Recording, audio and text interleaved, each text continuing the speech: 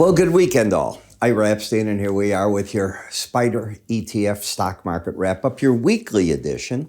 And this is for Friday, the 17th of May, 2024.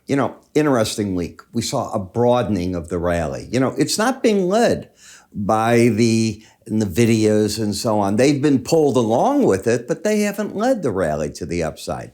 Apple did a nice job this week.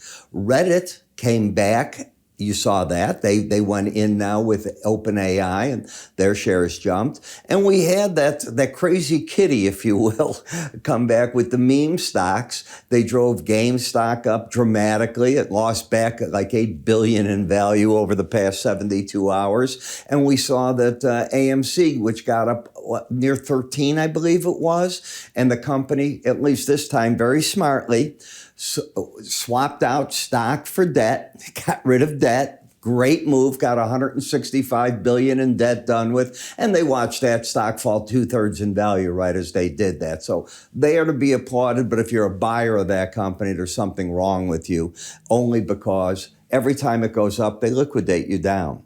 So your shares just keep getting diluted and diluted and diluted, and if you think that's the way to run the company, okay, then buy it, enjoy yourself. We keep hearing more about electronic cars, the electric vehicles. We keep hearing more how the companies that are making money are doing a better job by staying with the hybrid versions at this point in the United States.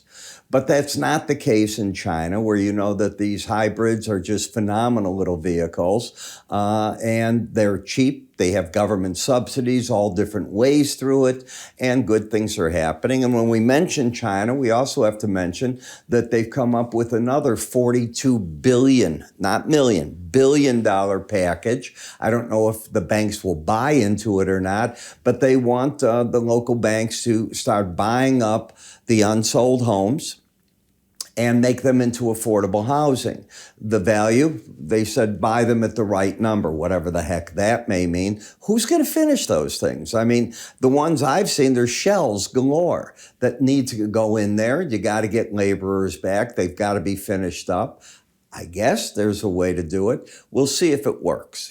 China has a way, as you know. Whatever they do, they go in with both feet. And then they realized maybe they should have gone in with one, not two. They recently did it in pig herds, and they expanded like mad, and then they had to cull so many.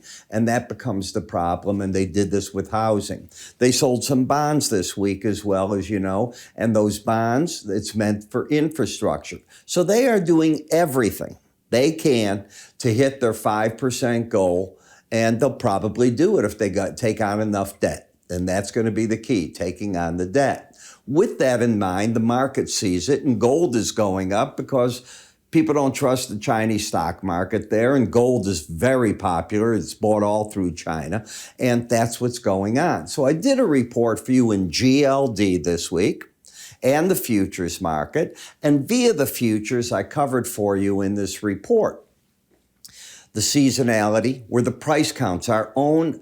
What a price count is, it's our own technical indicator at Linn. You can't get it anywhere else. It's only in our charting software, our QT. And what it really does there is you can go in and via the formula, the market will give you projections if a trend kicks in. Where might it go? It is not, hey, the market's turned up, get long. It is not, hey, the market's turned down, get short. It's where it may go once this sets in. And I show you where these numbers are. You can get up to 5 of them, and it's very interesting where we're at right now. And then I do the weekly charts and the daily. It's a very complete report. It's under research on our website, iraepstein.com. You'll see an icon up at the top here on your videos too, and just give it a click when you get there. Our reports are only up, mine are only up for 3 days. So 3 business days. So I just put it up yesterday, so you can do your math. If you want to see it, go to iraepstein.com. All right. So now let's take a look and see what we've got. Tesla up a little bit this week, all right, finishing off the week on a good note. JP Morgan up, Rivian came back with things. Copper's been on a tear, Freeport's been a pretty good play, and Freeport could use this rally because they can swap debt out just like AMC did and get rid of that, and there's many ways to do it. Microsoft did come down into the 418 area and bounced away, but still not strong today. NVIDIA getting ready for May 22nd. After the market closes, you will get the earnings number and forward projections. That should be what the market just gears on. TLT, BND, well, you're putting yield back on today into a number of the markets. But let's take a look at some. Now, I asked people what they wanted me to cover, and a gentleman said, please, please, please do Walmart. Well, why not? I looked at the chart.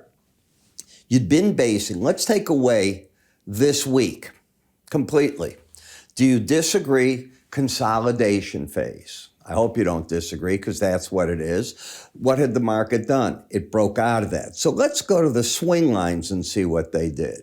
When I step back from this, and that's exactly what I want to do, I want to step back 1 week. Here we go. Let me do this one more. There we go. This will do it. Here's your consolidation. So the market had been in an uptrend. You can see it marked off with the higher lows on the swing line. And then when you took this swing line out here, you got into the consolidation phase. Now, to come out of it, one number that you'd want to look at is where I'm pointing to. The market's done that for you, and away you go. So now, until the market gets all the way back under here, the 58, 56 level, the market has broken out to the upside.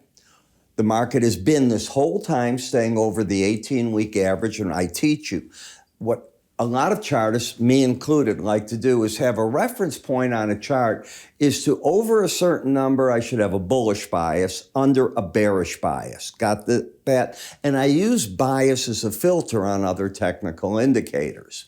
Now you're up to the Bollinger Band. So you'll say, well, it's going to keep going. And Ira's going to say, no. This is where the pros are taking some money off the table. Why? Because if you go back and you study Bollinger Bands, you only step out of them 5% of the time. Stay out of them.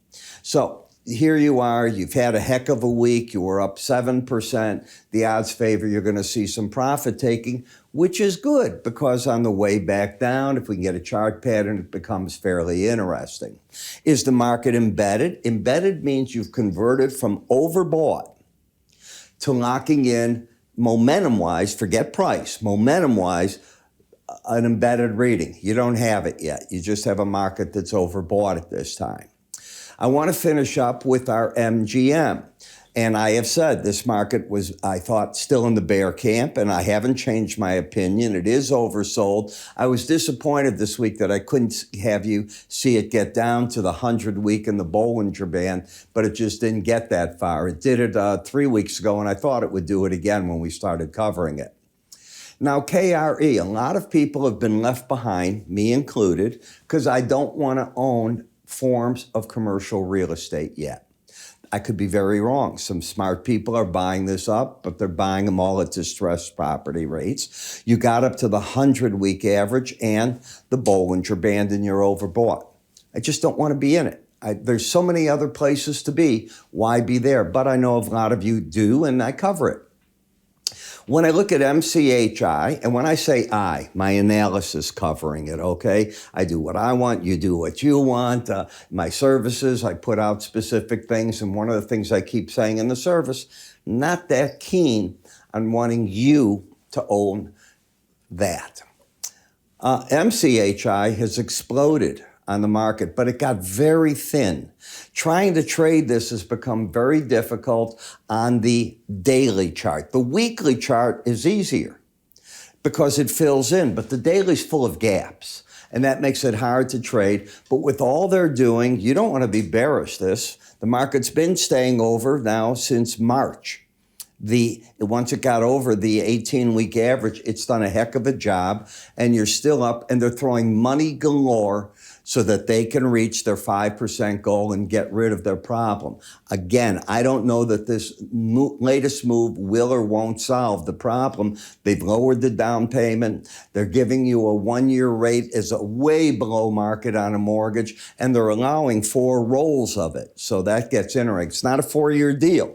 I haven't read how they figure out when you go to roll what your rate is. They haven't explained everything yet. You can see you lost the embedded reading and you did not get back to the 18-week average. Now, to me, the worst sector in the country has been the manufacturing. And there's been other places to be, but this market's not in a downtrend. It is in an uptrend. The momentum to the upside was lost, but prices never got down very much and they've come back. So you have to admire that. Is XLE ready to go again? If you can start clearing 94.86, it'll be an idea that it is. Here too, you lost that momentum and couldn't get down to these prices. So that's a little bothersome. And the futures act like they have bottomed in the near term. I didn't say an uptrend. They act like they bottomed out of the bear correction that they were in. In the dollar index and FXE, interesting times. In the euro currency, what's going on is the analysts and many of the members of the board keep coming out and they're in favor of a June cut. They are not in favor of a July cut.